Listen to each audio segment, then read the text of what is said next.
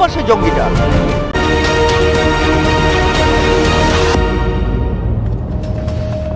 নমস্কার, শুরু করছে নিউজ এট 2। আর আজ বিজয় দিবস আপনারা জানেন, তাই বিজয় দিবসে ওপারে মানে বাংলাদেশে কি মহাসমারোহ? না, বিজয় দিবসের অনুষ্ঠান ম্লান বাংলাদেশে, বরং বিজয় দিবস স্মরণ করছে এপার বাংলা অনেক বেশি, সেসব দেখাবো। বিজয় দিবসে ওপারে অত্যাচারের নজির বরং বেশি করে আসছে, সেসব দেখাবো। কিন্তু তার আগে এপার বাংলার খবর দিয়ে শুরু করব। ওই যে আপনাদের মনে আছে রদবদল হবে, তৃণমূল কংগ্রেসের তালিকা দিয়ে দিয়েছিলেন মমতা ব্যানার্জিকে অভিষেক ব্যানার্জি, তার পছন্দসই তালিকা ধরে বদল আসন্ন। তারপরেই দেখা গেল পুরো ব্যাপারটা ঘুরে গিয়ে রাশ কন্ট্রোল দল পুরোটাই মমতা ব্যানার্জির নেতৃত্বে এবং নিয়ন্ত্রণে চলে এলো। অভিষেক ব্যানার্জির তালিকা কোথায় গেল আমরা তাকেই প্রশ্ন করেছিলাম। তিনি বলেছিলেন আমি আমার কাজ করে দিয়েছি। একবার শুনে নি সেই পুরনো কথা, তারপর আসছে আজকের কথায়। আমি আমার কর্তব্য আমি করেছি, আমি বারবার বলছি দলের সিদ্ধান্ত নেত্রীর সিদ্ধান্ত শিরোধার্য। এবার তিনি কবে করবেন তিনি জানেন। আমার কাজ, আমি যেটা 21শে জুলাইয়ের মঞ্চ থেকে বলেছিলাম যে আমার কর্তব্য, আমার সাংগঠনিকভাবে আমার যতটুকু এবং রেজাল্ট দেখে আমি সেভাবে প্রস্তাব রেখেছি। তারপর করবে কি না করবে সেটা দল ঠিক করবে, আর কবে করবে সেও দল ঠিক করবে। সেপ্টেম্বর মাসেই আমি পাঠিয়ে দিয়েছি। সেদিন অভিষেক ব্যানার্জি যা বলেছিলেন এবং আজ যা আমরা খবর পাচ্ছি তাতে অভিষেক ব্যানার্জির সেই তালিকা নিয়ে আবার দলের মধ্যে নাড়াচাড়া হচ্ছে এবং বদল নাকি আসন্ন। অভিষেক ব্যানার্জির সেই তালিকা নিয়েই বদল এবার হবে, প্রশ্ন একটা বড়।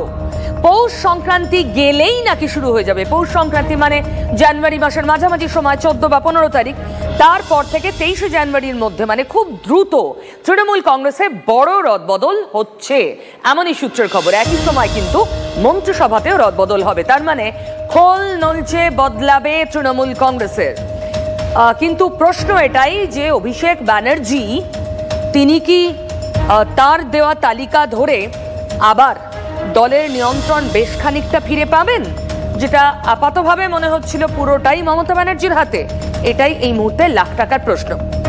আমার সঙ্গে এই মুহূর্তে রয়েছেন আমার সহকর্মী সৌরভ গুহ। আমি তার কাছে যাব, কিন্তু তার আগে আরো একবার শুনবো অভিষেক কি বলেছিলেন সেদিন।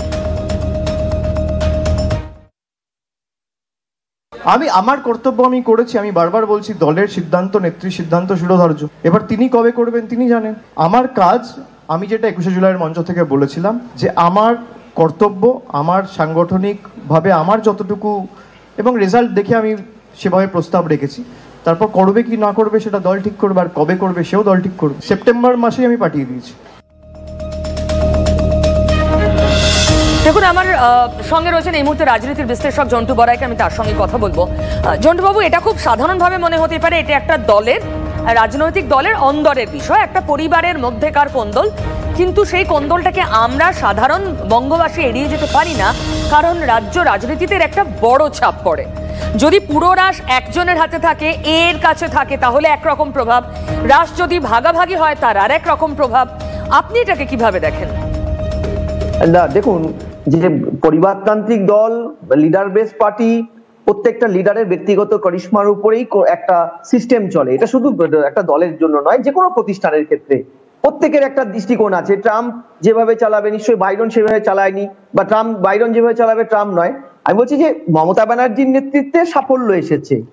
এই সাফল্যর প্যারালাল যদি এক্সিসে অভিষেক স্থলাভিষিক্ত না হয়েও একটা প্যারালাল ছায়া তৈরি করে, অবশ্যই যে কোনো দলের ক্ষেত্রে প্যারালাল ছায়াগুলো সিউডো পার্টটা ক্ষতি করে।